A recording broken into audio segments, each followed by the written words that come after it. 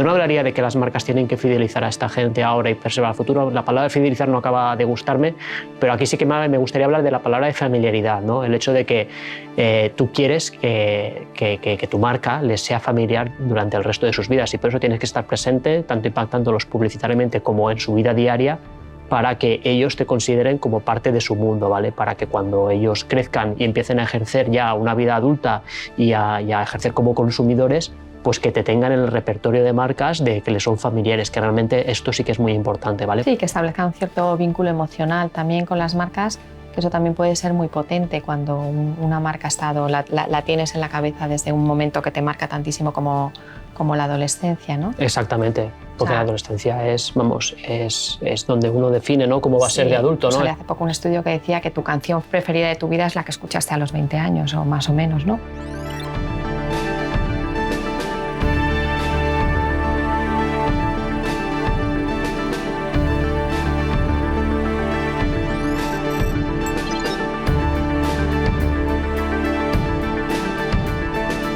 La mayoría de su vida ha vivido España en crisis.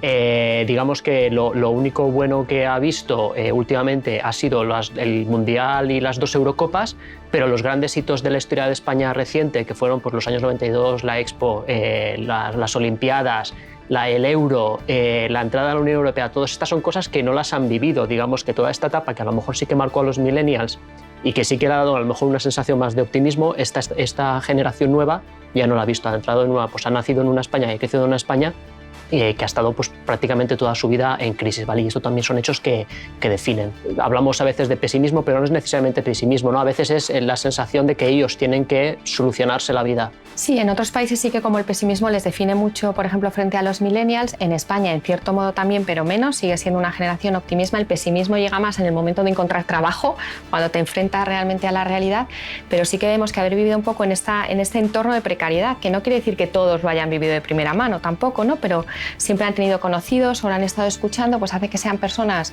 mucho más pragmáticas, muchísimo más pragmáticas. En los millennials veíamos que había un poco más como de ensoñación o de tener grandes sueños de cara al futuro. Ellos son pragmáticas, es gente muy, muy, muy trabajadora que sabe que va a tener que incorporarse al mundo laboral y que va a tener que trabajar desde el momento cero. Estamos viendo como 15% de los jóvenes han nacido en otro país, muchos ya son hijos de migrantes y esto también ha creado un entorno de diversidad que generaciones anteriores no habían vivido, ¿no? Sí, es cierto. O sea, la realidad en la que viven es mucho más diversa y también el acceso a contenidos que tienen y el tipo de información que son capaces de recibir es mucho más abierta que antes, ¿no? Mientras que antes a lo mejor pues, consumías solo medios nacionales o información nacional, tú ahora te puedes conectar a plataformas en internet y ver por lo que te están contando de la realidad de México, de cualquier país de Latinoamérica o con la cantidad de gente que habla inglés ahora comparado con generaciones anteriores, contenido de otros países también. Y esto al final lo que estamos viendo en una industria como los videojuegos, que sabemos que es una de la principal industria de ocio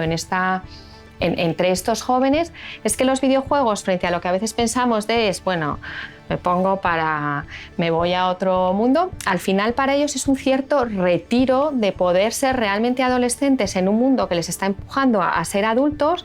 Una cosa que me parece interesantísima es que es un mundo que les permite fallar sin consecuencias, que esto para ellos es como un relajo, ¿no? Frente a todo lo que están viendo, todo lo que ven alrededor.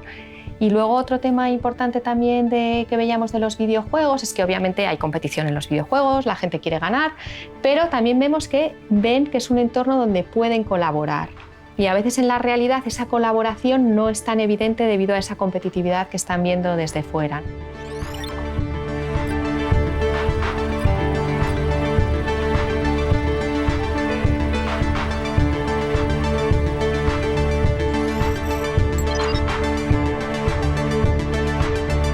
En términos de masa, los consumidores más mayores son los que generan la gran masa. Esta gente pues, estaría en torno a lo mejor al 10%.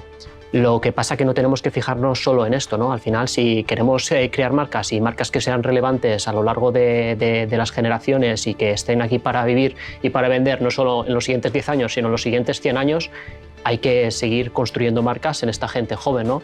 Al final hablábamos de los adolescentes, ¿no? Que están creando identidades, están aprendiendo a relacionarse con el mundo. Al final el consumo es una manera que tenemos de relacionarnos con el mundo. Entonces, esta gente, si la marca no está presente en sus vidas en estos momentos en que ellos están definiendo su relación con el mundo, va a ser muy difícil construir esta familiaridad más adelante cuando ya estén en sus etapas adultas, ¿vale? Entonces, no hay que fijarse solo en cuánta volumen de negocio representan hoy, sino en cómo de presentes estamos en sus vidas para que a lo largo de su vida adulta ya nos consideren como una marca familiar, ¿vale? Y luego también a tener en cuenta todo lo que hemos hablado muchas veces de cómo son de prescriptores hacia sus padres en muchísimos temas, ¿no? Incluso en gente que se empieza a cuidar porque su hijo o su hija le dice que se cuide, hasta habíamos hablado un poco de temas de tecnología, ¿no? Tecnología o coches, ¿no? Los coches ahora cada vez son más tecnológicos y al final, pues quien sabe de tecnología en casa, imagina una familia que tenga un adolescente en casa, quien sabe de tecnología muchas veces es el hijo o la hija, ¿no? Y se convierten en prescriptores y son capaces de influir en la compra de un coche, del coche familiar, ¿vale? Y en relación con vivir en una época más difícil también vemos que es gente que mira un poco más el coste de las cosas, ¿no? Se informa mucho más antes de comprar. También a través de mucha recomendación se informa más y tiene más en cuenta el coste, pueden ser un poquito más promocioneros a lo mejor que la generación anterior, porque como que saben lo que cuesta, ¿no? y lo difícil que es a veces pues, conseguir ciertas cosas. Luego hay un aspecto también importante, ¿no? Lo que decíamos, que han vivido en un momento también del cambio, de todas las discusiones sobre el cambio climático, ¿no? Y lo que vemos, y esto es importante creo para las marcas, es que son muy conscientes de esto y valoran en un porcentaje muy alto, casi la totalidad, más de un 90%, el que una marca que respete el medio ambiente y que también haya una conciencia social, que las marcas tengan una conciencia social, lo valoran, por ejemplo, muchísimo más que los millennials. Y no esa especie de RSC bonita, sino que tenga realmente contenido.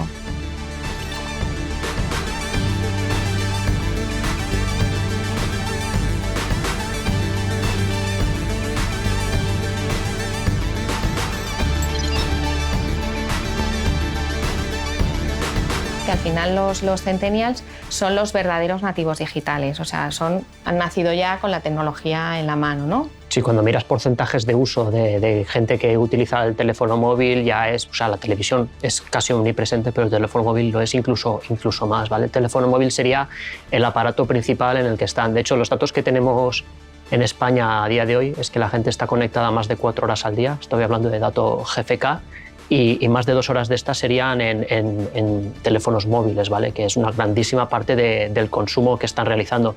Incluso si hablamos de otro tipo de consumos de medios, pues es cierto que esta gente sigue viendo la televisión, la ve mucho menos que antes, por los dos hechos, por el hecho de ser jóvenes y por el hecho de ser jóvenes hoy en día, ven menos televisión que antes, pero siguen viendo televisión. Lo que pasa que es cierto que verán aquellos programas pues más estrella, en horario prime time, los de máxima audiencia, pero digamos que el consumo tradicional de las 3 horas o 4 horas de televisión que se venían viendo en España, pues esta gente no los tiene.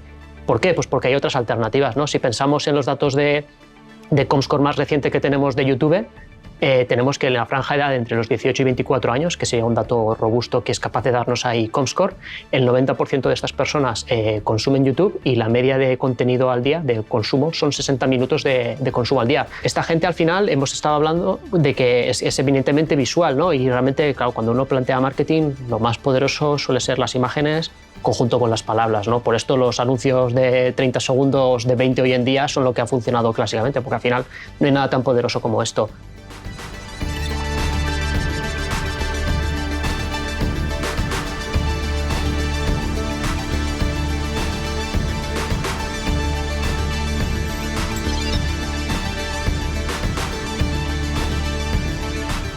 El 90% de ellos se hace un selfie diariamente, son datos que tenemos globales. El 90% de ellos hace un selfie al día. Imaginad la cantidad de práctica que tienen en este tipo de cosas, cómo son capaces de gestionar su propia imagen, cómo son capaces de aprender de los contenidos que tienen y realmente le pueden hablar a las marcas casi de a tú, porque estamos hablando de gente que está muy formada. Y eso tiene implicaciones para las marcas, ¿no? Mejor si yo era una marca antes, pues tenía miedo de entrar demasiado en profundidad para no aburrir. Pues sí que puedes entrar en profundidad con esta gente. Esta gente entiende de ingredientes, de variedades, entiende de protocolos de belleza, de los diferentes pasos. También podías pensar antes, no, yo sé más que ellos, les voy a enseñar cómo se utiliza el producto. Pero bueno, dejemos que también ellos nos enseñen cómo lo utilizan, porque a lo mejor han encontrado un truco, una manera diferente de aplicar el producto, una cosa innovadora que jamás había pensado la marca. Y podemos aprender de ellos o incluso sugerirles, ¿no? Digamos que este producto lo tienes y lo puedes utilizar de una determinada manera pero si lo juntas con este producto o lo utilizas de esta otra manera, consigues un resultado diferente, son capaces de aprender cómo conseguir ese resultado diferente y capaces de aplicarlo, porque estamos hablando de gente realmente profesionales de la belleza, cualquiera de ellos. Y habíamos visto también que al final el concepto de belleza también había cambiado, ¿no? Quieren una belleza quizá lo mejor de mí mismo, quizá más realista, y donde los cánones antiguos empiezan un poco a entremezclarse, ¿no? También hay una tendencia que es interesante en estos jóvenes, es un poco una tendencia un poco transgénero, ¿no? Donde el rol de cómo tiene que ser guapa una mujer o un hombre empieza a cambiar y permiten también una belleza muchas veces más neutra que algunas marcas están explotando también incluso en la presentación de los productos, ¿no? No quiere decir que todos sean así, obviamente, pero vemos, por ejemplo, esta tendencia. Sí, la caída de barreras de género y también la caída de barreras de nación. Cuando piensas en de las mayores youtubers de belleza del mundo, es Yuya, está en México y tiene gran cantidad de seguidores también en España. Al final lo que vemos es que en la esfera castellano hablante, YouTube está siendo tremendamente dinámico, porque al final las poblaciones y el acceso a Internet que está teniendo Latinoamérica, pues tiene poblaciones mucho más jóvenes que España, un incremento grandísimo de la población joven, de los accesos a Internet. Lo que está haciendo es que la comunidad castellano hablante de youtubers es tremendamente dinámica y se están produciendo fenómenos de fertilización en las dos direcciones, donde tenemos youtubers españoles con gran éxito en Latinoamérica y viceversa, ¿no? Porque al final estas barreras caen. Hablo dentro de países y dentro de idiomas también, por la cantidad de gente que habla ahora inglés comparado con generaciones anteriores que son capaces de conseguir consumir contenido en otros idiomas. Y con respecto a lo que decías también de hacerse los selfies, sí, o sea, 90% a diario, etcétera, vemos que sí que hay ese control de la imagen, pero también vemos como que empiezan a restringir un poco más la difusión de esta imagen, ¿no? Ya no es a todo el mundo, empiezan a decidir quién quieren que vea su imagen. Tú, cuando haces entrevistas a usuarios o a consumidores de estas edades, realmente la diferencia que te hacen es si tengo wifi o no tengo wifi, ¿no? Porque ya se entiende que estoy siempre conectado, porque al final todos los móviles tienen conexión. Lo único que te diferencia ahora es si estoy conectado a un flujo inacabable de datos o estoy conectado a un flujo donde tengo que limitar mis consumos porque se me acaban los gigas. Esta es la única diferencia y el único lenguaje que entienden ahora.